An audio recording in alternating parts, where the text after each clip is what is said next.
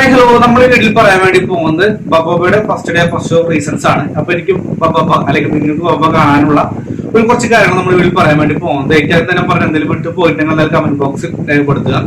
കളങ്കാവൽ എന്ന് പറയുന്ന മമ്മൂക്കയുടെ ഫസ്റ്റ് ഡേ ഫസ്റ്റ് ഷോ റീസണിന് ശേഷം നമ്മൾ ചെയ്യുന്ന രണ്ടാമത്തെ വീഡിയോ ആണ്. തീർച്ചയായും ഞാൻ മുന്നേ തന്നെ വീഡിയോയിൽ പറഞ്ഞിരുന്നു, ഒരുപാട് നാൾക്ക് ശേഷം ആയിരിക്കും ഏതൊരു ചിത്രം ഫസ്റ്റ് ഡേ കാണാൻ തോന്നിയിട്ടുള്ളത്. അത് അങ്ങനെ തീർച്ചയായിട്ടും അങ്ങനെ പറയാനുള്ള കാരണങ്ങൾ തന്നെയാണ് നമ്മൾ ഈ വീഡിയോ ചെയ്യാനുള്ള കാരണം. അത് നമുക്ക് അധികം സമയം കളഞ്ഞ് വീട്ടിലോട്ട് പോവാം.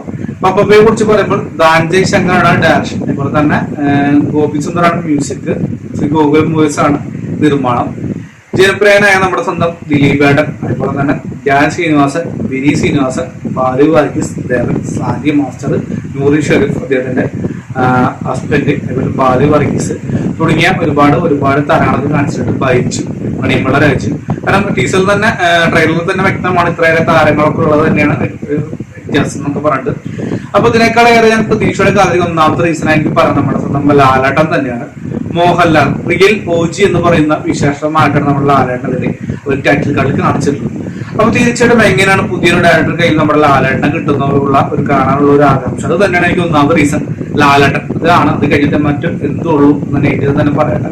അപ്പൊ മോഹൻലാൽ എന്ന് പറയുന്ന പ്രസന്റ് ചെയ്തിട്ടുള്ള രീതി, അല്ലെങ്കിൽ അദ്ദേഹത്തിന് ഇത്തരം കാര്യം അവർ പുറത്തൊന്നും വിടാതെ പിടിച്ചിരുന്നു. നമ്മുടെ മോഹൻലാൽ ഉണ്ടെന്ന് മാത്രം പറഞ്ഞു, എന്താണ് ആ ലുക്കും കാര്യങ്ങളൊന്നും തന്നെ പുറത്ത് വിട്ടിരുന്നില്ല. അപ്പൊ തീർച്ചയായിട്ടും ആ വ്യക്തിയെ കാണാൻ, അല്ലെങ്കിൽ എങ്ങനെയായിരിക്കും അദ്ദേഹത്തിന് പ്രസന്റ് ചെയ്തുള്ള കാണാനുള്ള ഒരു ഇൻട്രോ, അതായത് എന്താ പറയാ, പണ്ട് നമ്മുടെ ടോമിച്ച മുഖം എന്താ പറയാ ടി പാപ്പച്ചൻ പറഞ്ഞ പോലെ തന്നെ ഒരാൾ ലാലേട്ടൻ കൃത്യമായിട്ട് കുലുക്കും വന്നു. ആ കുലുക്കൊന്നും ഇല്ലെങ്കിലും ലാലേട്ടനെ കാണാൻ ഫസ്റ്റ് ഡേ കാണാനുള്ള ഒരു ആകാംക്ഷ ഉണ്ട്. ഒരു പടത്തിൽ ക്യാമറയോട് വരുമ്പോൾ ഗംഭീരമായിട്ടുള്ള ഒരു ചെയ്തിപ്പായി നമുക്കൊരു കാര്യങ്ങളെ കുറിച്ച് നമ്മൾ ലാലേട്ടൻ വേണമെന്ന് ഞാൻ പറയുന്നില്ലെങ്കിൽ പോലും ഒരു മര്യാദയായിട്ടുള്ള സിമ്പിൾ ആയിട്ടുള്ള ഒരു സംഭവം കിട്ടിക്കഴിഞ്ഞാൽ പടം കെടുക്കും. അത് വേറൊരു രക്ഷ ഉണ്ടാവില്ല, ഞാൻ തന്നെ പറയുന്നു. ഞങ്ങൾ എഴുതി വെച്ചു. അപ്പൊ ലാലേട്ടനാണ് എന്റെ ഒന്നാമത്തെ കാര്യമായിട്ട് എനിക്ക് പറയാനുള്ളത്. അതുപോലെ തന്നെ വ്യക്തമായി ഞാൻ പറയുന്നത് രണ്ടാമത് നോക്കിയാൽ ജനപ്രിയ നായകനെ തിരിച്ചത്. കാരണം കണ്ട കാലം അദ്ദേഹം സൂക്ഷിക്കപ്പെട്ടുള്ള ഒരു അവസ്ഥ തന്നെയായിരുന്നു. കാരണം ഒരുപാട് പല അവഗണന, തുടർത്തിലെ രാമലീലയ്ക്ക് ശേഷം എനിക്ക് ഒന്ന് കോമഡി, ഉച്ചക്കോടെ തംശം, ബാലമ്പയ്ക്ക് തുടങ്ങിയ ചിത്രശേഷം വരെ ചിത്രങ്ങളൊക്കെ പരാജയപ്പെട്ടു പോകുന്നു. അടുത്തായിട്ട് പോയ സത്നാൻ തോന്നുന്നു ഒരു ഏവറേജ്.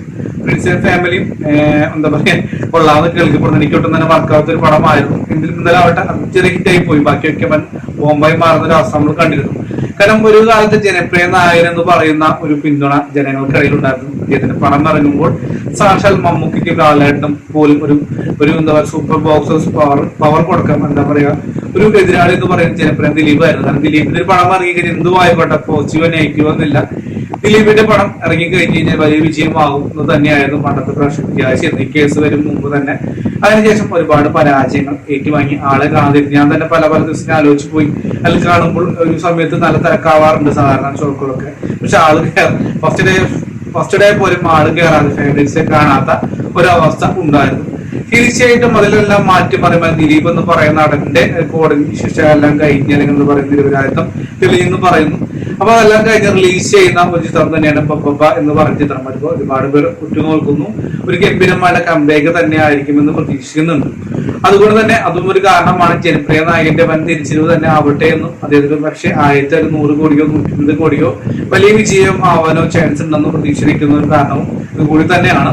മറ്റൊരു കാരണം ദിലീപേട്ടനും നമ്മുടെ ലാലേട്ടനും നീണ്ട ഒരുപാട് വർഷത്തിന് ശേഷം വീണ്ടും സ്ക്രീനിൽ കാണാൻ വേണ്ടി സാധിക്കുന്നു. ക്രിസ്ത്യമതയ്ക്ക് ശേഷം ആണ് ഇരുവരും വീണ്ടും ഒന്നിക്കാൻ വേണ്ടി പോകുന്ന ഒരു പ്രത്യേകത ഉണ്ട്. അപ്പൊ തിരിച്ചും രണ്ടുപേരും നമുക്ക് ഒരു കിട്ടിയ തോളോട് തോൾമൻ എന്ന് പറഞ്ഞ പോലെ കിട്ടിയിട്ടുള്ള ഇൻവെസ്റ്റൻസ് ഒക്കെ ഗംഭീരമായി തന്നെ ആവട്ടെ വിചാരിക്കുന്നു. കാരണം നമുക്ക് ഇഷ്ടമുള്ള രണ്ട് വ്യക്തികൾ നമ്മുടെ ലാലേട്ടന്റെ കൂടെ വലിയൊരു താരം നിൽക്കുമ്പോൾ രണ്ടുപേർ സംസാരിക്കുന്ന രീതിയും കാരണം കാണാൻ വേണ്ടി ആകാംക്ഷ തന്നെയാണ്. നമ്മൾ പല ഇന്റർവ്യൂസ് ഷോസ് ഒക്കെ നമ്മൾ അതാണ് ശ്രദ്ധിക്കുക. ലാലേട്ടൻ ആര് സംസാരിച്ച് അടുത്തിരിക്കുന്ന താരം നമ്മൾ നോക്കാറുണ്ട്. അത് തീർച്ചയായിട്ടും ജനപ്രിയ നായകൻ നമ്മുടെ താരരാജാവ് ഒന്നിക്കുമ്പോൾ അല്ലെങ്കിൽ സ്ക്രീനിൽ കാണാനുള്ള ഒരു ആകാംക്ഷ വളരെ കൂടുതൽ തന്നെയാണെന്ന് പറയാൻ സാധിക്കും. പിന്നെ മറ്റൊരു കാര്യം, ഗോപി സുന്ദർ എന്ന് പറയുന്ന ആളുടെ കമ്പേക്ക് തന്നെയാണ്. കാരണം ഒരുപാട് നാൾക്ക് ശേഷം അദ്ദേഹം മലയാളത്തിലേക്ക് ഒരു വർക്ക് ചെയ്യുന്നു. ഗംഭീരമായിട്ടുള്ള ഒരു വർക്ക് തന്നെ ആവട്ടെ എന്ന് തന്നെയാണ് ഞാൻ ആശംസിച്ചത്. കാരണം ട്രെയിലറിലൊക്കെ ആണെങ്കിലും അത്യാവശ്യം നല്ല കൊള്ളാവുന്ന രീതി തന്നെയാണ് പ്രസന്റ് ചെയ്തിട്ടുള്ളത്. അവർ നൂറി ഷെരീഫ് എന്ന് പറയുന്ന ടീമിന്റെ ആയുധമായിട്ടുള്ള തിരക്കഥ, അതിലൊരു വിശ്വാസം ഉണ്ടോ എന്ന് ചോദിച്ചു കഴിഞ്ഞാൽ ഇതിൽ അവർ തന്നെ പറയുന്നുണ്ട്. ഇതില് ലോജിക്ക് നോക്കല്ലോ, ലോജിക് ഫുൾ മാത്സ് എന്ന് പറയുന്നുണ്ട്. അതായത് ലോജിക് നോക്കി കഴിഞ്ഞാല് ഒരു പിടുത്തം കിട്ടില്ല, മാപ്പിട്ടം നോക്കി ഇരിക്കാനേ സമയം കാണുന്നു മുന്നേ തന്നെ പറയുന്നു. ഈ പടം പറയുന്നത് തന്നെ പറയുന്നു. ലോജിക്കിന് ഒരു ചാൻസ് ഇല്ല. അതേപോലെ തന്നെ എന്താ പറയുക, ഒരു പക്ക ഒരു പ്രാന്തന്മാരെ പടം തന്നെയായിരിക്കും നമുക്ക് പറയാനുള്ളത്. ഇതുപോലെ ഇതിന്റെ കാശ് നോക്കി കഴിഞ്ഞാൽ തന്നെ ദിലീപിനെ കൂടാതെ ഇതിൽ വന്നിട്ടുള്ളത് വിനീത് ശ്രീനിവാസൻ ഉണ്ട്. നെഗറ്റീവ് ഷെയ്ഡുള്ള കഥാപാത്രമാണ്. എടുത്ത് പറയാനുള്ള മുകുന്ദനുണ്ണി എന്ന് പറയുന്ന കഥാപാത്രമാണ്. നമ്മുടെ വീശമാധവനിലെ മുകുന്ദനെ ഓർമ്മപ്പെടുത്താൻ വേണ്ടിയിട്ട് സലികുമാർ വരുന്നുണ്ട്. അപ്പൊ ഇരുവരും തമ്മിലുള്ള ഒരു സീൻസ് ഒക്കെ വ്യക്തമായിട്ടായിരിക്കും കാണുന്നുണ്ടാവുക. പിന്നെ ദേവൻ വരുന്നുണ്ട്. വീണ്ടും അതിശേഷം മലയാളത്തിലേക്ക് കമ്പേക്ക് അദ്ദേഹം പറയുന്നുണ്ട്. അതിപ്പോ പറയാൻ പറ്റില്ല എന്ന് പറയുന്നു. പിന്നെ മണിയമ്പള രാജുണ്ട്, ബൈജു തുടങ്ങിയ ഒരുപാട് താരന്മാരുണ്ട്. രാജാക്കന്മാർ തന്നെ ഉണ്ടെന്ന് പറയാൻ സാധിക്കുള്ളൂ. കാരണം വലിയ വലിയ താരങ്ങളൊക്കെ തന്നെയാണ്. നമുക്ക് ഒരുപാട് ഇഷ്ടപ്പെടുന്ന താരങ്ങളെല്ലാം കൂടി ചേർന്നിട്ടുള്ള ഒരു ഗംഭീരമായ വിഷ്വൽ ട്രീറ്റ് തന്നെയായിരിക്കും. പിന്നെ ആദ്യമാസം ഉണ്ട്, നമുക്ക് എല്ലാവർക്കും അറിയാം. അദ്ദേഹം ലീഗിലാണ് നമ്മൾ കൂടുതലായിട്ട് ശ്രദ്ധിക്കപ്പെട്ടത്. അതുപോലെ തന്നെ അതിനുശേഷം മലയാളത്തിൽ ഇറങ്ങിയിട്ടുള്ള ലോകേലി ഗംഭീരമായിട്ട് വിദ്യാഭ്യാസം ചെയ്തു ഒരു പോലീസ് റോള്. അതിനുശേഷം അടുത്തൊരു റേഡിയോയുമായിട്ട് ബന്ധപ്പെട്ടുള്ള ഒരു ചിത്രത്തിൽ പ്രേതവേഷമൊക്കെ ചെയ്തിരുന്നു. അതിലേക്ക് അദ്ദേഹം തോന്നിയില്ല. അപ്പം ഗംഭീരമായിട്ട് അദ്ദേഹത്തിന്റെ മലയാളത്തിൽ രണ്ടാമത്തെ ഒരു പ്രസന്റേഷൻ ചെയ്യുന്ന ഒരു രീതി കാണാൻ ബിസിനസ്സും കാണാൻ സാധിക്കുന്നുണ്ട്. പിന്നെ വില്ലനായിട്ട് പാരാണെന്നത് കാര്യമൊന്നും പുറത്തു വിട്ടില്ല. വിനീത് ശ്രീനിവാസനാണ് ഡൗട്ട് ഉണ്ടെങ്കിൽ പോലും അധികം വഴിയില്ല എന്നൊക്കെയാണ്. പിന്നെ ഇതിന്റെ സ്റ്റോറി എന്തായിരിക്കും എന്നുള്ള ആകാംക്ഷ ഉണ്ട്. സ്റ്റോറി എന്ന് വെച്ച് കഴിഞ്ഞാല് ഞാൻ പറഞ്ഞല്ലോ, അതായത് ലോജിക്കല് കാര്യങ്ങളൊന്നല്ല, അല്പമെങ്കിലും ചിന്തിക്കാൻ പറ്റുന്ന തരത്തിലായാൽ അത്യാവശ്യം കൊള്ളാവുന്ന തരത്തിലാണ് എനിക്കൊരു പ്രതീക്ഷ. ഞാൻ മുന്നേ തന്നെ ഒരു വീട്ടിൽ പറഞ്ഞിരുന്നു, ഒരു കാറുമായി ബന്ധപ്പെട്ട സ്റ്റോറി ആയിരിക്കാൻ ചാൻസ് ഉണ്ട്. അതുപോലെ തന്നെ ഇവരും നമ്മുടെ ലാലേട്ടനും ദിലീപേട്ടനും ചേർന്നൊരു ഡാൻസും കാര്യങ്ങളൊക്കെ പടത്തിൽ വരാൻ വേണ്ടി പോകുന്നുണ്ട്. സോനം സോനം നമ്പർ 1 എന്ന് പറയുന്ന പാട്ടാണ് തോന്നുന്നുണ്ട്. പ്രതീക്ഷിക്കാൻ വ്യക്തമാണ്. കാരണം ട്രെയിനിൽ തന്നെ അതിൽ തന്നെയുള്ള തിരിഞ്ഞിട്ട് സീൻസ് ഒക്കെ കാണിച്ചിരുന്നു. ഗംഭീരമായിട്ടുള്ള ഫൈറ്റ് സീനൊക്കെ പ്രതീക്ഷയോടെ കാത്തിരിക്കുന്നുണ്ട്. ഇത്ര കാര്യങ്ങൾ തന്നെ ക്രിസ്മസ് സീസൺ ആണ്. ഒരുപക്ഷെ പോസിറ്റീവ് റിവ്യൂ ആണ് ലഭിക്കുന്നത്. മിനിമം ഒരു 100 കോടിയോ 150 കോടിയോ സിമ്പിൾ ആയിട്ട് കളക്ഷൻ നേടാനും ജനപ്രിയ നായകന്റെ അദ്ദേഹത്തിന്റെ പഴയൊരു കിരീടം തിരിച്ചു പിടിക്കാനും സാധിക്കുന്ന തരത്തിലായിരിക്കാം റിവ്യൂസ് ഒക്കെ വരുന്നുണ്ടാവുക. നെഗറ്റീവ് ആണെങ്കിൽ പണം കയ്യിൽ നിന്ന് പോകുന്ന കാര്യം യാതൊരു സംശയമില്ല. പോസിറ്റീവ് ആണെങ്കിലും നെഗറ്റീവ് ആണെങ്കിലും ഒരു കാര്യം ഞാൻ പറയാം, ഫസ്റ്റ് ഡേ ഇടുന്ന റെക്കോർഡ് എന്തായാലും എമ്പതിന് ശേഷം പക്ഷെ 2ാം സ്ഥാനത്തേക്കും 3ാം സ്ഥാനത്തേക്ക് വരുന്ന ഒരു റെക്കോർഡ് തന്നെയായിരിക്കും എന്തായാലും സംഭവിക്കുന്നുണ്ടാവുക. ഫസ്റ്റ് ഡേ റെക്കോർഡ് അത് ഒരു പക്ഷെ പോസിറ്റീവ് ആണെങ്കിൽ കഴിഞ്ഞാൽ ഒരുപക്ഷെ ലോകയെ മറികടക്കാൻ ചാൻസ് ഉണ്ടോ എന്ന് ചോദിച്ചു കഴിഞ്ഞാൽ ഒരുപക്ഷെ ചാൻസ് ഉണ്ട്. അല്ലെങ്കിൽ ചാൻസ് ഇല്ലെങ്കിൽ പോലും പോസിറ്റീവ് ഷുവർ 100 കോടി എന്ന് ഉറപ്പിച്ച് പറയാവുന്ന ഒരു തരത്തിൽ തന്നെയായിരിക്കും പപ്പയോട് നിൽക്കുന്ന കാര്യങ്ങളൊക്കെ ഉണ്ടാവും. കാരണം ഇത്രയും വലിയ ക്രിസ്മസ് സീസൺ ആണ്. ഇപ്പൊ തന്നെ നമ്മൾ ലാലേട്ടനെ ക്യാമറോട് കൊണ്ടുവരുന്നു. കൂടാതെ ഗില്ലി റെഫറൻസ് ഉണ്ടെന്ന് കേൾക്കുന്നുണ്ട്. ദളപതി വിജയൻ ക്യാമറ റോൾ വരുന്നില്ല എങ്കിൽ പോലും ഗില്ലി റെഫറൻസ് ഉണ്ട്. കാറ്, പിന്നെ സ്റ്റൈലിഷ് ആയിട്ട് ലുക്കും കാര്യങ്ങളും, പിന്നെ പ്രധാനമായിട്ട് തമിഴ്നാട് ലൊക്കേഷൻ കാരണം കൂടുതലായി കാണിച്ചിട്ടുള്ളത്.